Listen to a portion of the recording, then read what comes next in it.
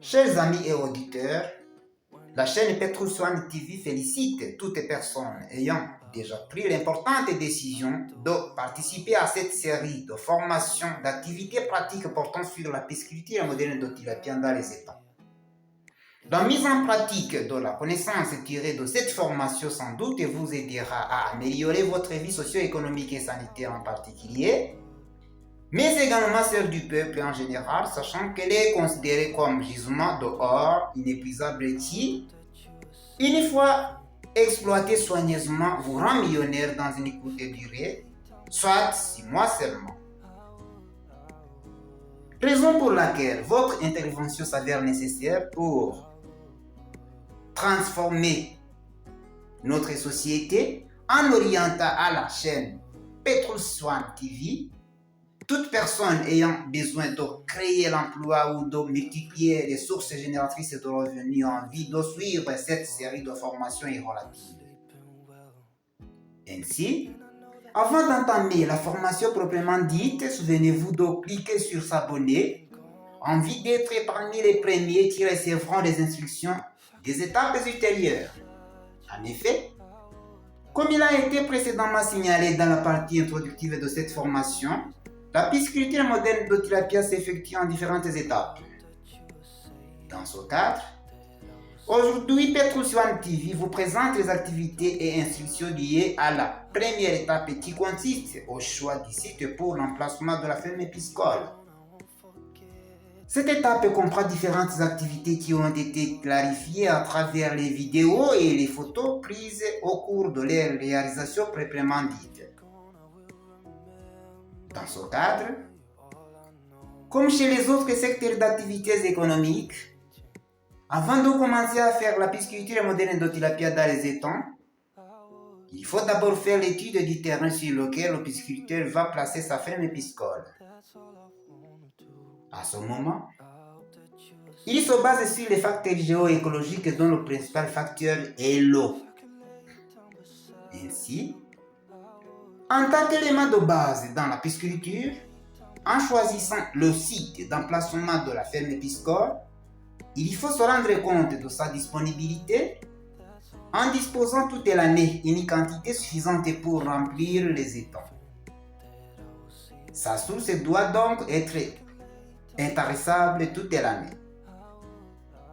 Ensuite, il se rend compte de sa qualité et il mesure les éléments tels que la potentialité d'hydrogène, la température, la transparence, la turbidité, la salinité et l'oxygène dissous comme vous le voyez à la vidéo suivante.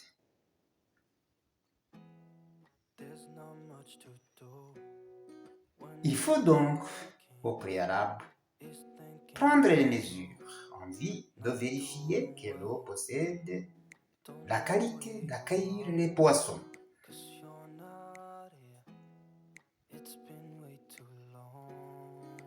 Le pisciculteur ne doit pas commencer à effectuer les travaux piscicoles proprement dit sans d'abord faire ce test.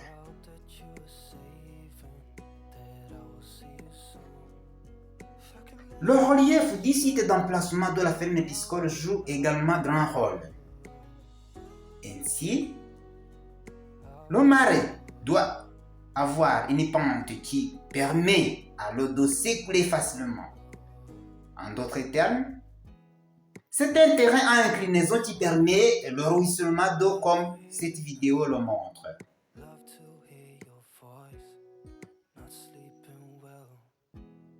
Vous voyez que l'eau n'est pas stagnante.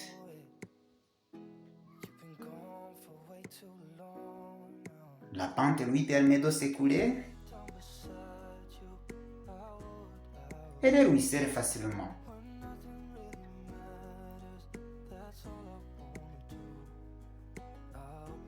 Cette pente facilite la mise d'un étang à sec au cours des travaux de son entretien. Le terrain doit aussi être exposé au soleil. Si la pente est très faible, On éprouve les difficultés de remplissage et du vidange de l'étang. Cependant, la pente est trop forte et aussi déconseillée. Les alentours dits marais doivent être protégés contre l'érosion du sol par les terrasses anti-érosives comme cette vidéo et la photo le clarifient.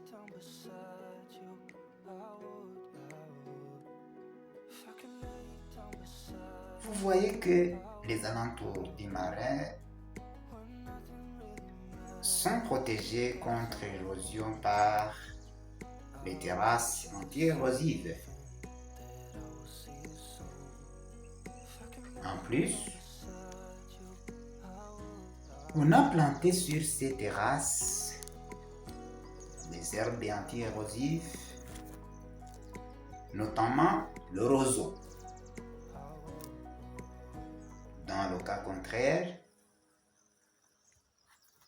l'érosion peut facilement détruire les étangs ou polluer l'eau de leurs canaux d'alimentation.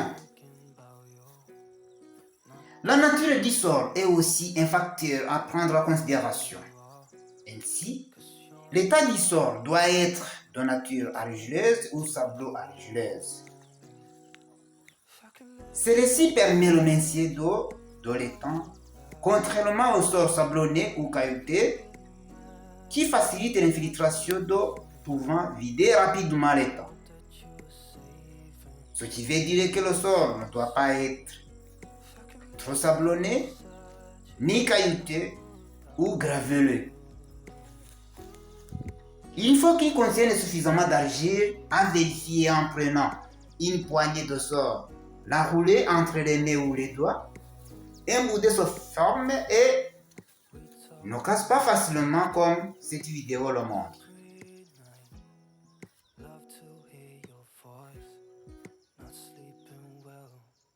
Comme vous le voyez, on prend une poignée de sol qu'on roule entre le doigt, un boudin ensuite se forme et vous voyez qu'il ne casse pas facilement. Donc, cela justifie que dans le sol, il y a une quantité suffisante d'argile et c'est le sol capable de maintenir l'eau. L'autre méthode de tester la nature du sol consiste à creuser un trou de 60 à 70 cm de profondeur et le remplir d'eau le matin. Le soir, une partie d'eau sera infiltrée et on remplit le trou de nouveau complètement. Si le lendemain matin, la plupart de l'eau est encore dans le trou, on est sûr que le sol retient bien l'eau et le pisciculteur peut ensuite y placer sa ferme piscicole sans doute. Souvenez-vous que vous êtes avec Petroswan TV qui vous montre les étapes de faire la pisciculture moderne de tilapia dans les étangs.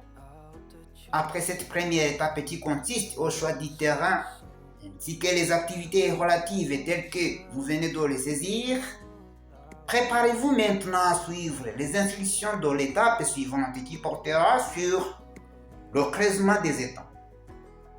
Ainsi, nous vous rappelons de cliquer sur s'abonner ou subscribe afin de ne pas rater l'émission de la deuxième étape.